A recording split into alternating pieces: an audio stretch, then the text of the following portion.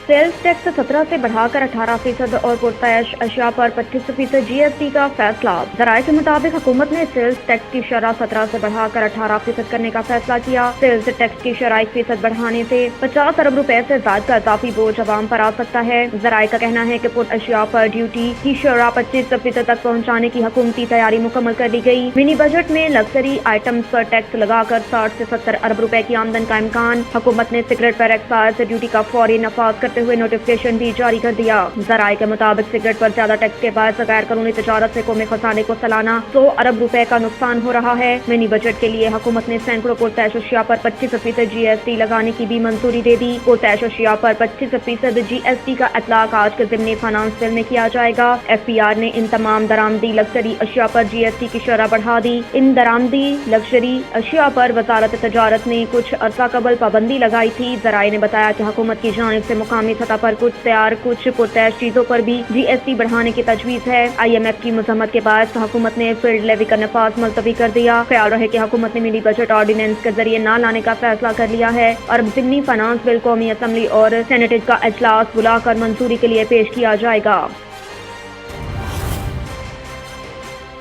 पंजाब में इंतखाबात की तारीख, इलेक्शन कमीशन की रिपोर्ट जमा करवाने की हिदायत। जस्टिस जवाद हसन ने अदालती अहकामात के बावजूद पंजाब में इलेक्शन की तारीख न देने पर इलेक्शन कमीशन और गवर्नर पंजाब के खिलाफ तौहीन अदालत की दरख्वास्त पर समाअत की। दौरान समाअत जस्टिस जवाद हसन ने रिमार्क किए कि अजहर आपकी दरख्वास्त इतनी जल्दी लग कैसे जाती है? आपको इतनी जल्दी क्या है कि आपको अदालतों पर एतमाद नहीं? अदालत ने इस्तफसार किया कि इलेक्शन कमीशन और गवर्नर के वकील कहाँ हैं? क्या इलेक्शन कमीशन ने कोई अपील दायर की है? जस्टिस जवाद हसन ने कहा कि अदालत ने अपना काम कर दिया, अब अदालत इंतजार कर रही है वो क्या कर रहे हैं। दरख्वास्त गुजार के वकील ने अदालत को बताया कि इलेक्शन कमीशन ने प्रेस रिलीज जारी की है, गवर्नर ने तारीख देने से इनकार किया। जस्टिस जवाद हसन ने कहा कि अदालत प्रेस रिलीजों को नहीं मानती। इलेक्शन कमीशन के पास अपील के लिए 20 रोज हैं, आप इंतजार करें। इलेक्शन कमीशन ने अदालती हिदायत के मुताबिक गवर्नर से मुशावरत के बाद उन्होंने अदालत ने इलेक्शन कमीशन को अब तक की पेशरफ्त रिपोर्ट जमा करवाने की हिदायत कर दी।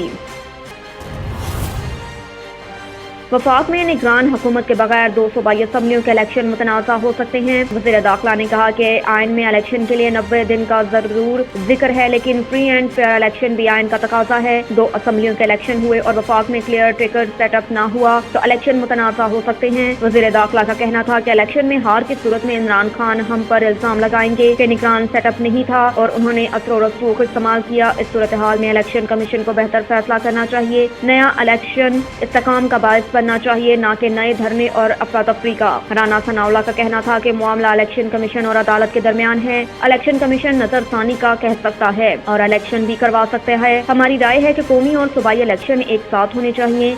शफाफ इलेक्शन में कोई चीज सहाल है तो उसका तदारुक करना इलेक्शन कमीशन की जिम्मेदारी है। कहा कि टरियान केस में इमरान खान को नाअहल होना है तो अपनी गलती से ही होना है। तोशाखाना की घड़ियां, क्या मुस्लिम लीग नून ने कहा था कि चोरी करें, जाली रसीदें बनाएं, या सब इमरान खान का अपना किया धरा है?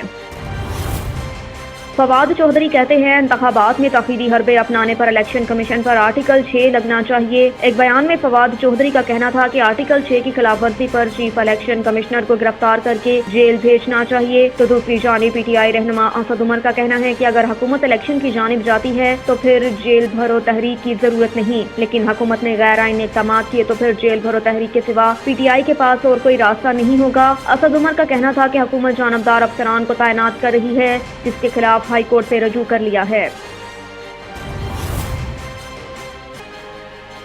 रहनुमा तहरीक इंसाफ असद उमर ने इलेक्शन कमीशन से मुआफी मांग ली। तौहीन इलेक्शन कमीशन के मामले पर असद उमर ने अपना जवाब इलेक्शन कमीशन में जमा करवा दिया। असद उमर ने अपने जवाब में कहा कि अपने बयानात पर मुआफी मांगता हूँ, मुझे दरगुजर किया जाए और कार्रवाई खत्म की जाए। असद उमर ने लिखा कि इलेक्शन कमीशन अदालत या ट्रिब्यूनल नहीं, इसलिए तौहीन की कार्रवाई नहीं कर सकता। इससे मुतल्लिक केस सिंध हाई कोर्ट में ज़ेर समाअत है। तौहीन अदालत कानून के तहत जिसकी तौहीन का इल्जाम हो वो खुद केस की समाअत नहीं कर सकता। तौहीन इलेक्शन कमीशन से मुतल्लिक पेश करदा मवाद तौहीन की तारीफ में नहीं आता। जवाब में कहा गया कि इलेक्शन कमीशन सिर्फ PTI की स्क्रूटनी पर तवज्जो दे रहा है। इलेक्शन कमीशन ने किसी और सियासी जमात के खिलाफ कार्रवाई नहीं की।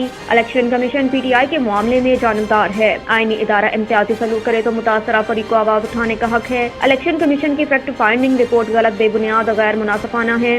किसी भी पार्टी रहनुमा का हक है कि वो एक आईनी इदारे के बारे में अपनी राय दे। असद उमर ने जवाब दिया कि इलेक्शन कमीशन के हवाले से कोई बेबुनियाद और गैर मुनासिफाना बात नहीं की। तौहीन इलेक्शन कमीशन केस बगैर دائرہ کار کی بے بنیاد اور آئین کی خلاف ورزی ہے، لہٰذا اب اسے نپٹا دیا جائے۔ اگر الیکشن کمیشن سمجھتا ہے کہ میں نے توہین کی تو خود کو کمیشن کے رحم و کرم پر چھوڑتا ہوں۔